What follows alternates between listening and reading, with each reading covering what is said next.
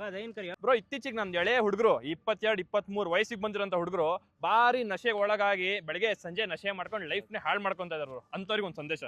So ನಶೆ ಮಾಡೋ ಹುಡುಗರಿಗೆ ಇದು ಆ್ಯಕ್ಚುಲ್ ಆಗಿ ನೀವು ಮಾಡ್ತಾ ಇರೋದು ಇಲ್ಲಿಗಲ್ ಕೆಲಸ. ಇಂಡಿಯಾದಲ್ಲಿ ಏನು ಇಲ್ಲಿಗಲ್ ಐತೋ ದಯವಿಟ್ಟು ಅದನ್ನ ಮಾತ್ರ ಮಾಡಿ. ಇಂಡಿಯಾದಲ್ಲಿ ಏನು ಇಲ್ಲಿಗಲ್ ಐತೋ ಅದನ್ನ ಮಾಡಿದ್ರೆ ಅದು ದೇಶದ್ರೋಹದ ಕೆಲಸ. ದಯವಿಟ್ಟು ತಮ್ಮ ತಂದೆ ತಾಯಿಗೆ ಒಂದು ಒಳ್ಳೆ ಮಗ ಆಗ್ರಿ, ಮಗಳಾಗ್ರಿ. ಸೊ ನಾನು ಹೇಳೋದೇನು ಅಂತ ಅಂದರೆ, ನಿಮ್ಮ ಒಳಗಡೆ ಇರೋವಂಥ ಒಂದು ದೊಡ್ಡ ವ್ಯಕ್ತಿನ ಆಚೆ ತರ್ರಿ. ನಶೆ ಅನ್ನೋದಕ್ಕೆ ಒಳಗಾಗ್ಬೇಡ್ರಿ. ನಿಮ್ಮ ಒಳಗಡೆ ಒಬ್ಬರು ಅಬ್ದುಲ್ ಕಲಾಂ ಸರ್ ಇರ್ಬೋದು, ಇಲ್ಲ ಅಂಬೇಡ್ಕರ್ ಸರ್ ಇರ್ಬೋದು. ದಯವಿಟ್ಟು ಸಾಧನೆ ಕಡೆ ಗಮನ ಕೊಡ್ರಿ, ಇವತ್ತು ನಶೆ ಕಡೆ ಕೊಡಬೇಡ್ರಿ.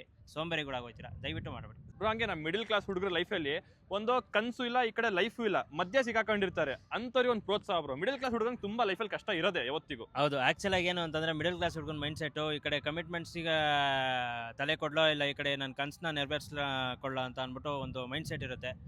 ಸೊ ಈ ಕಡೆ ಅವ್ರ ಮೈಂಡ್ ಸೆಟ್ ಹೆಂಗೆ ಅಂತ ಅಂದರೆ ಬ್ರೋ, ಈ ಕಡೆ ನನ್ನ ಕನಸನ್ನ ನೋಡ್ಕೊಂಡು ಹೋಗ್ತೀನಿ ಅಂತ ಅಂದರೆ ನಮ್ಮ ಫ್ಯಾಮಿಲಿ ಕಮಿಟ್ಮೆಂಟ್ಸ್ನ ನಾನು ತೀರ್ಸ್ಕೊಳಕ್ಕಾಗಲ್ಲ ಅನ್ನೋ ಒಂದು ಭಯ ಇರುತ್ತೆ. ಒಂದು ಸಲ ಆ ಭಯನ ಬಿಟ್ಬಿಟ್ಟು ಒಂದೇ ಒಂದು ಹೆಜ್ಜೆ ಮುಂದೆ ಇಡ್ರಿ, ಜೀವನದಲ್ಲಿ ಉದ್ಧಾರ ಆಗ್ತೀರಾ. ಏನು ಅಂತ ಅಂದರೆ, ಭಯ ಇದ್ದರೆ ಏನು ಮಾಡೋಕ್ಕಾಗಲ್ಲ. ಭಯ ಬಿಡ್ರಿ, ಒಂದು ಸಲ ಯಾವುದಾದ್ರೂ ಬಿಸ್ನೆಸ್ ಮಾಡೋಕ್ಕೆ ಸ್ಟಾರ್ಟ್ ಮಾಡಿರಿ.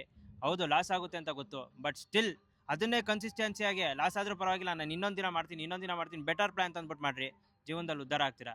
ದಯವಿಟ್ಟು ಬಾವಿಲಿ ಕಪ್ಪೆ ಆಗ್ಬೇಡ್ರಿ, ಸಮುದ್ರಕ್ಕೆ ಹೋಗ್ರಿ, ಸಮುದ್ರದಲ್ಲಿ ದೊಡ್ಡ ಮೀನು ಆಗ್ತೀರಾ.